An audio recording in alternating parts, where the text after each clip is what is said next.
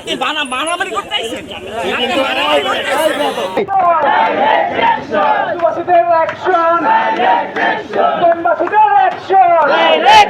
আমি বাতেন সাহেবের উদ্দেশ্যে বলতে চাই, আপনাকে 24 ঘন্টার আলটিমেটাম দেওয়া হয়েছে।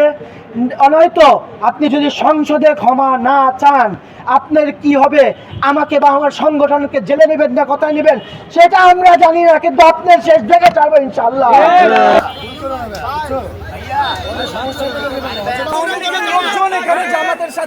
আপনার মতন যে নেতা যে সংসদে মিথ্যা কথা বলেন, আপনার মতন লোকজনরাই ক্যাম্পে জোর করে মাদক ব্যবসা চালিয়ে যাচ্ছে ক্যাম্পের লোকদের দ্বারা।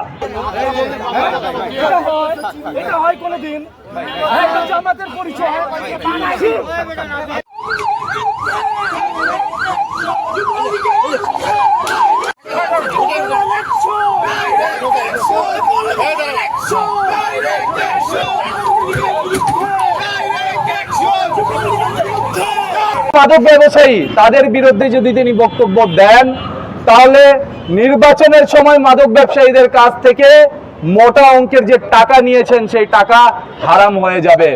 এর জন্য মাদক ব্যবসায়ীদের কাছে বাতেন সাহেবকে জবাবদিহি করতে হবে, যার কারণে মাদক ব্যবসায়ীদের উপর দায় না চাপিয়ে সম্পূর্ণ নিরীহ উর্দুভাষীদের উপর তিনি দায় চাপিয়েছেন।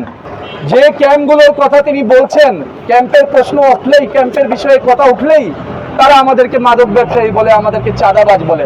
আরে ভাই, মোদি কি বিহারি ছিল? হ্যাঁ, এই যে আমাদের হাজী রজ্জব 6 নম্বরের যে বস্তি, ওই বস্তিতে মাদকের আখড়া তৈরি করেছিলেন, তিনি তো উর্দুভাষী ছিলেন না? মিরপুরের 1 নম্বর মাজারে যারা মাদক ব্যবসা করে তারা তো কেউ উর্দুভাষী না, তারা তো বাঙালি। তাহলে বাঙালিদের প্রশ্ন উঠলে পুরো বাঙালি জাতিকে মাদক ব্যবসায়ী কিংবা অপরাধী বলা হয় না কেন?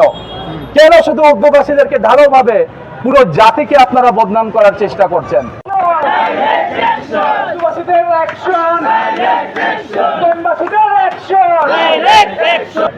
এই জামাতের অপব্যাখ্যায় আমাদের পূর্বপুরুষরা ভুল বুঝে আপনাদের পক্ষে নিয়ে নিজের বাড়ি ঘর হারিয়ে ফেলে আজকে আমরা ক্যাম্পে থাকতে বাধ্য হয়েছি। আর আপনিই বলছেন যে আমরা নাকি মাদক ব্যবসায়ী চাঁদাবাজ।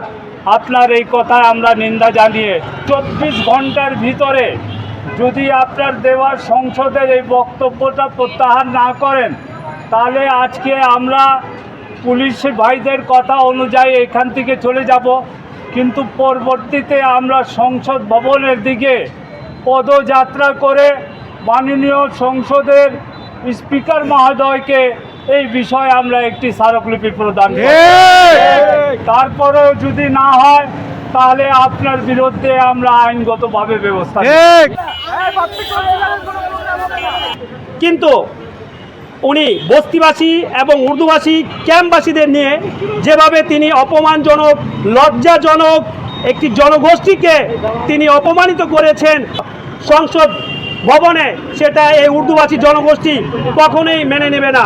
উর্দুভাষীদের যে মাদক ব্যবসায়ী এবং চাঁদাবাজ আখ্যায়িত করেছেন, আমি তার তীব্র প্রতিবাদ ও নিন্দা জানাই। আমি অতি শীঘ্রই এই বাতেন সাহেবকে তার এই কুরুচিপূর্ণ বক্তব্য মহান সংসদে প্রত্যাহার করে এই জাতির কাছে ক্ষমা চাওয়ার জন্য